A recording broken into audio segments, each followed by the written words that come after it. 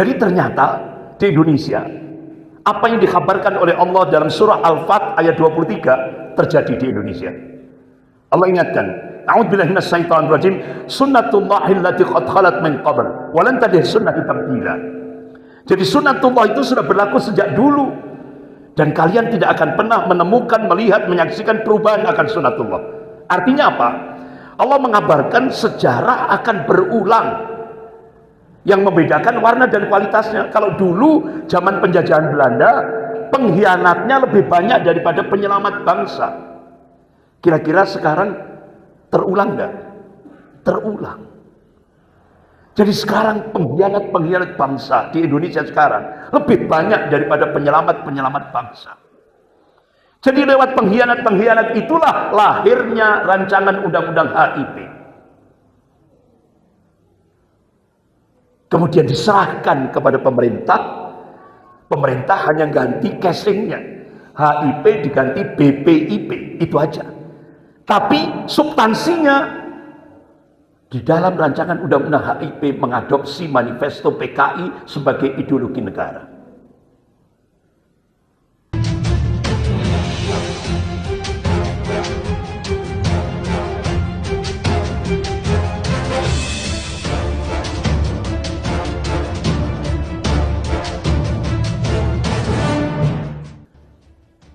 Sampai Rasulullah SAW mengingatkan, kalau Rasulullah SAW, al-mu'minu baina khamsin sada'ida mu'minu yasuddu wa munafiqun yabghadu wa kafir ma yuqatilu wa syaitan yudillu wa nafsun tunajiu. Ada 5 macam tantangan yang disiapkan oleh Allah untuk uji imannya orang-orang mukmin. Yang pertama, orang yang hasad, dengki, iri. Yang kedua, orang munafik yang membenci. Yang ketiga, wa kafirun wa yuqatilu, orang kafir yang senantiasa memerangi, memusuhi, memerangi. Yang keempat, wa syaitan yudillu, setan yang senantiasa menyesatkan. Yang kelima, wa nafsun tunajiu, nafsu yang senantiasa melawan. Bapak-bapak, ibu-ibu yang dimuliakan Allah. Pembahasan kita pagi hari ini yang ketiga, wa kafirun wa yuqatilu, orang kafir yang senantiasa memerangi. Jadi kalau ada orang kafir tidak memusuhi umat Islam, kalau ada orang kafir tidak memerangi umat Islam, berarti patut dipertanyakan kekafirannya.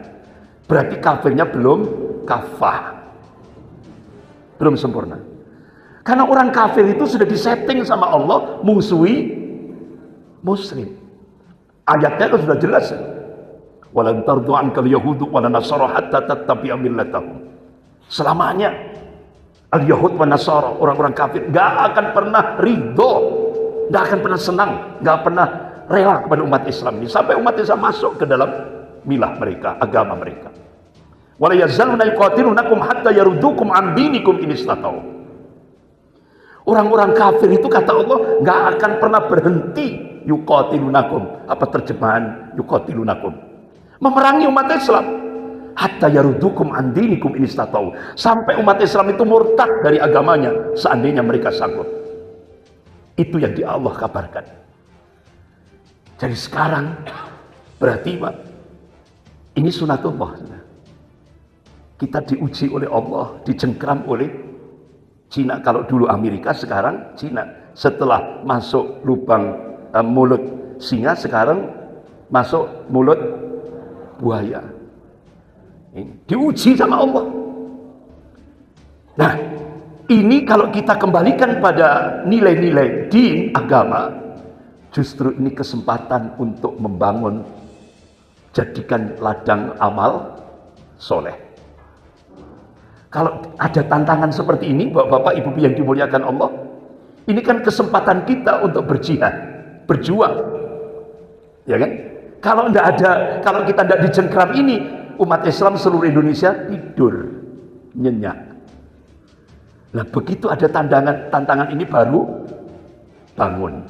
Ini hikmahnya. Profesor Amin Rais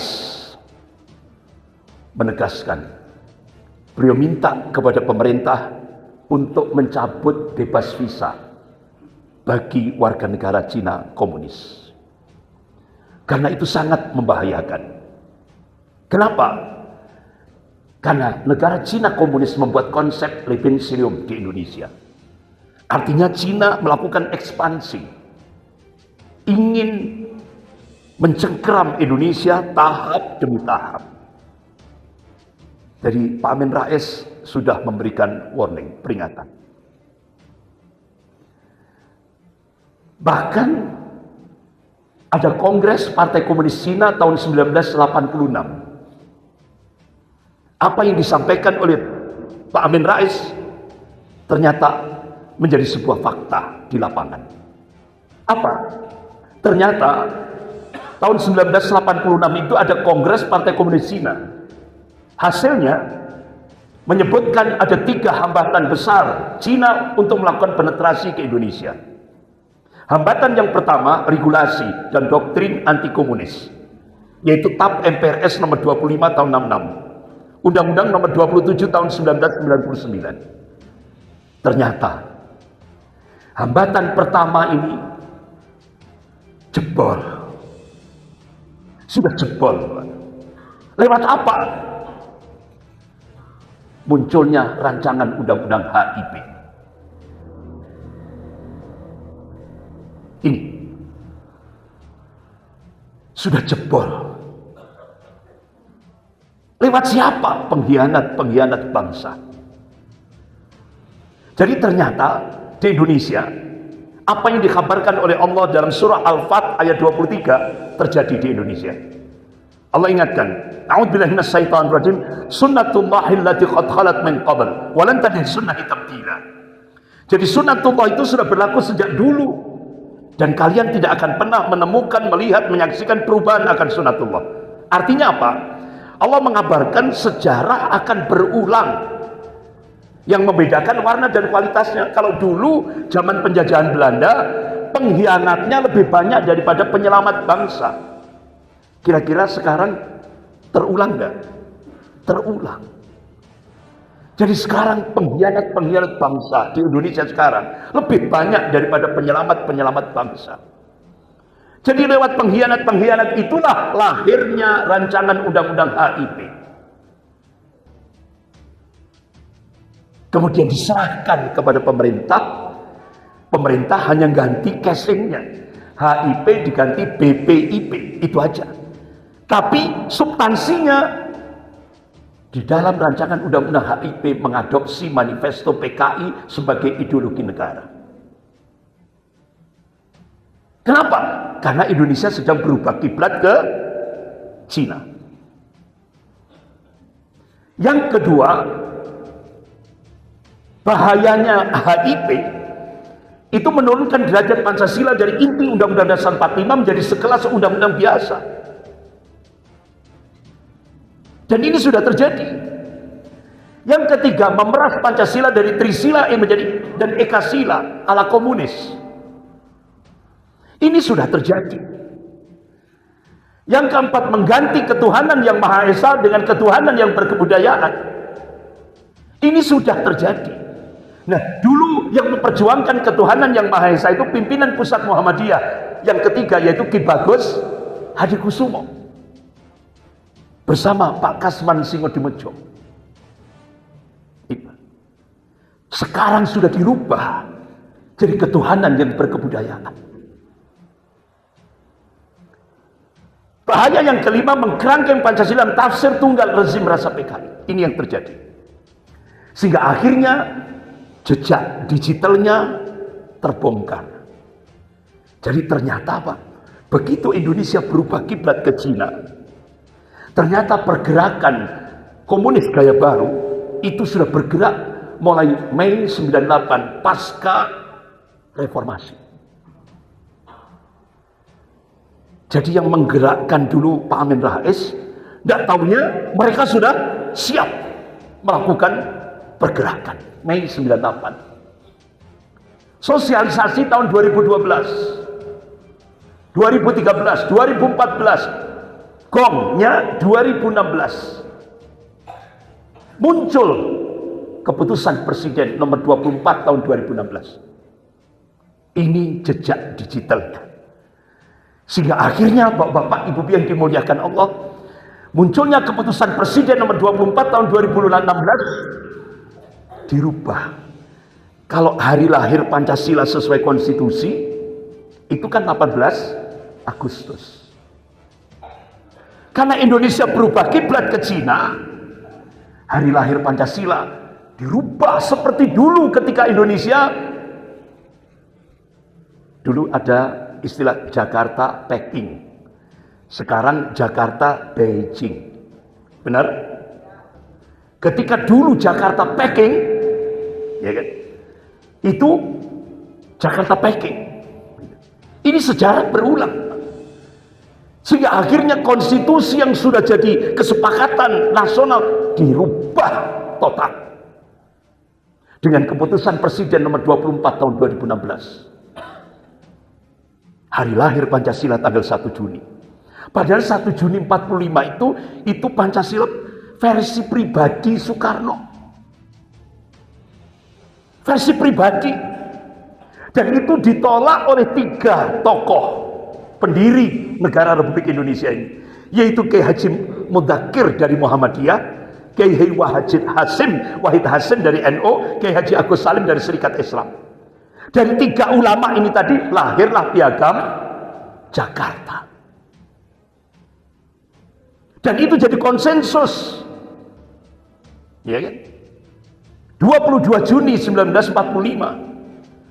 Sampai puncaknya 17 Agustus 1945. Tidak tahunya malam hari setelah merdeka ada ultimatum dari Indonesia bagian timur, itu katanya, tapi ternyata bukan fakta, itu pengkhianatan.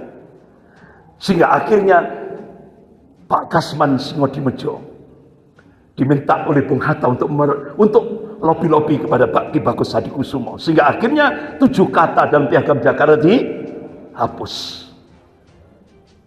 Sampai akhirnya 18 Agustus itulah hari lahir Pancasila yang sah, resmi, dan itu masuk lembaran negara.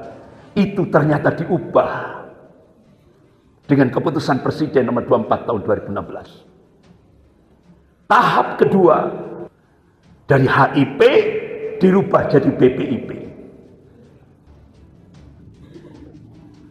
Kemudian muncul Undang-Undang nomor 11 tahun 2019